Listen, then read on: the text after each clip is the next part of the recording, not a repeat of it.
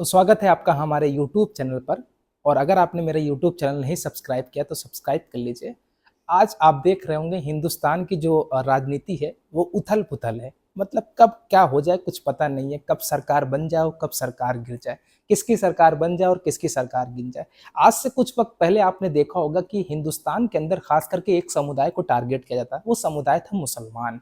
मतलब कभी उसके हज यात्रा पे हमले होते थे, कभी कहा जाता था मुस्लिमों को आरक्षण खत्म कर दिया जाएगा, कभी यूनिफॉर्म सिविल कोड की बात की जाती थी, कभी जो है एनआरसी की बात की जाती थी, कभी सी की बात की जाती थी, कभी ट्रिपल तलाक जैसे कानून मुसलमानों के खिलाफ आते हैं, उनकी शरीयत के खिलाफ आते हैं। लेकिन इस वक्त जब 2024 की राजनीति यानी लोकसभा का जब जैसे ही परिणाम आया, राजनीति में बिल्कुल बदल हो गया। मतलब जो एक तरफ पे हिंदुत्व की छवि बना करके राजनीति की जा रही थी, वो शायद अब सेकुलरिज्म की तरफ बढ़ रही है। और इसमें सबसे बड़ा हाथ जो है चंद्रबाबू नायडू का है। चंद्रबाबू नायडू को तो आप जानते होंगे।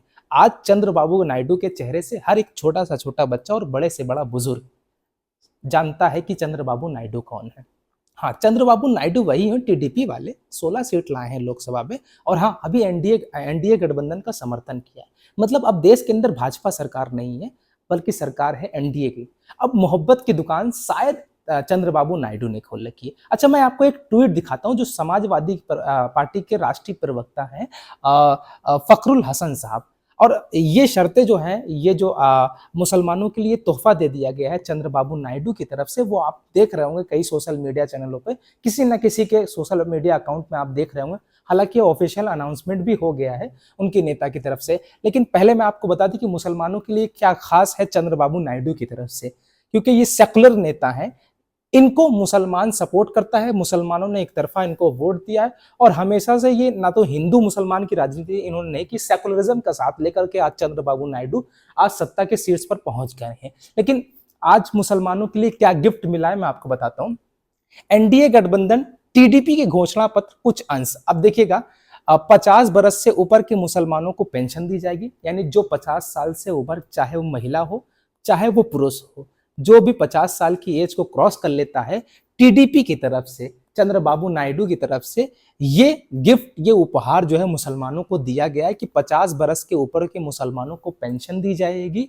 हर बड़े शहर में ईदगाह और कब्रिस्तान के लिए जमीन दी जाएगी। आपने कुछ देखा होगा, आज से कुछ वक्त पहले जो है नरेंद्र मोदी अपने मंच पे कहते थे कि अगर गांव में ईदगाह बनता है, अगर गांव में कब्रिस्तान बनता है तो शमशान भी बनना चाहिए। मतलब शमशान और कब्रिस्तान की जब राजनीति उरूज पर थी, आज टीडीपी के जो चंद्रबाबू नायडू हैं वो ये कह रहे हैं, उनकी पार्टी के लोग जो है मुसलमानों को गिफ्ट उपहार देने का काम कर रहे हैं और कह रहे हैं हर बड़े शहर में ईदगाह और कब्रिस्तान के लिए जमीन दी जाएगी, ये सरकार की तरफ से दी जाएगी। और दूसरा, 5 लाख बिना ब्याज के मुसलमानों को लोन दिया जाएगा। मतलब अगर वो लोन लेते हैं, कभी जरूरत पड़ी, चाहे वो छोटा बिजनेस करें, अगर जरूरत पड़ती है तो 5 लाख का लोन मुसलमानों को दिया जाएगा। और इमामों की तनख्वाह 10,000 रुपए कर दी जाएगी।